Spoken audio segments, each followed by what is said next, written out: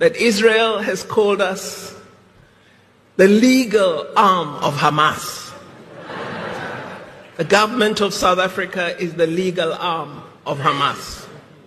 You know that they've been saying that I take my orders from Iran and that I'm an ISIS supporter. I don't even know what ISIS stands for. You've seen the headlines. Naledi Pandor's US visa revoked. For many of you, the story is old news, but the real heat right now isn't the decision itself, it's how South Africans are reacting. Let's unpack the outrage, the debates, and the bigger questions this raises.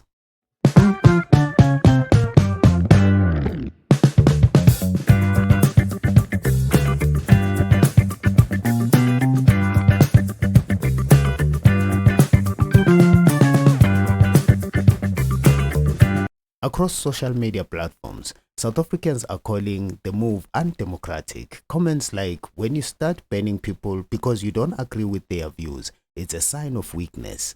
Others say it's sad and pathetic for a country that prides itself on free speech. For many, this isn't about Pandor alone. It's about principle. If Washington can silence one voice, what does that mean for others who challenge US foreign policy? Vicious geo-economic dominance. The intention, they assert, is to enforce compliance on vulnerable states to the dictates of United States foreign policy preferences. For decades, our foreign policy has been trapped in a counterproductive and endless cycle of regime change or nation building. It was a one-size-fits-all approach of toppling regimes, trying to impose our system of governance on others, intervene in conflicts that were barely understood, and walk away with more enemies than allies. From time to time, the United Nations has been used for political ends. It's been made a weapon by some against others.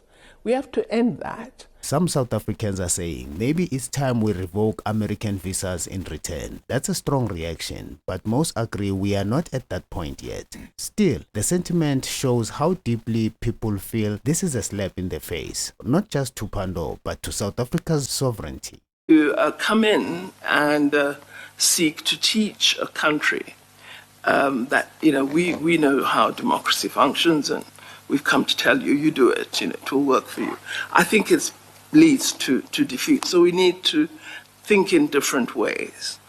I also think that one of the lessons we also need to learn and perhaps draw lessons from, one of the experiences we should draw lessons from, is the reality that there has been a lot of external interference in Africa. And a lot of that external interference has fueled conflict in many African countries, has fueled instability, has supported opposition groups against liberation fighters, and so on. You know the history, perhaps better than myself. This is a reality. This controversy lands just as South Africa prepares to host the G20 Leaders Summit. Analyst Dr. Oscar van Heerden says Pretoria has shown leadership by keeping the focus on issues that matter to Africa. But the visa drama adds tension to an already complex diplomatic state. All of these things hanging in the balance, and I think what President Ramaphosa is trying to, a message that he's trying to send to the Trump administration, is that we must all act maturely. We need to respect each other and respect each other's sovereignty. Otherwise, if there is going to be an impression that South Africa is simply going to capitulate because of all these issues that you've mentioned, Sherwin, then they are not prepared to do so. And I think Minister Lamola in particular has made it very clear that they will not be bullied, and that if South Africa and the United States are to continue having good relations, then it must be based on shared respect, mutual respect, and so on.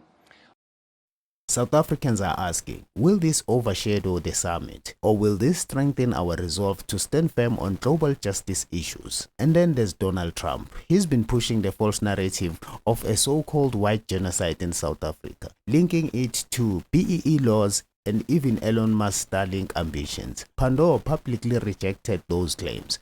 calling them lies. Concerned about the misinformation and disinformation about our policies at the moment. Of course, I'm very worried, but it's a challenge for us to improve our own communication, because the fact that such lies gain gravitas means that we need to heighten our information provision. Do you think we can get over this hurdle, Minister? Absolutely. I believe so. Thank you. There have been worse situations, we can do well. Many South Africans see the visa revocation as part of a bigger pattern. Washington ignoring and punishing those who speak against its allies. The mood here is defiant. Whether you support Pandor or not, South Africans are rallying around the idea that our leaders shouldn't be punished for standing up for what they believe in. For some, this is about Palestine.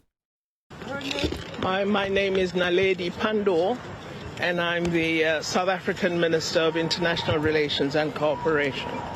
I wish to begin by thanking the judges of the International Court of Justice for dealing with this matter expeditiously, given the urgency of the need to protect innocent civilians in Palestine. I think this notion of international rules is very comfortable for some people to use when it suits them, but they don't believe in international rules when it doesn't suit them, because they don't apply international rules or law equally in all circumstances. So you can't say because Ukraine has been invaded that suddenly sovereignty is important, but it was never important for Palestine. For others, it's about South Africa's dignity on the world stage. Either way, the reaction is loud and is not going away. So, heads up SA family. The story itself you already know, but the reaction, that's the real headline. Do you think South Africa should hit back, or should we keep calm and carry on? Drop your thoughts in the comments below. And let's keep this conversation alive. Subscribe, like, and share, because here at Heads Up SA, we keep our eyes open and our heads up. I'm glad that Secretary Blinken has confirmed that America is not asking us to choose. I don't recall any attempt by the United States to do that. But in terms of our interaction with some of our partners in Europe and elsewhere, there has been a sense of a patronizing bullying toward you choose this or else.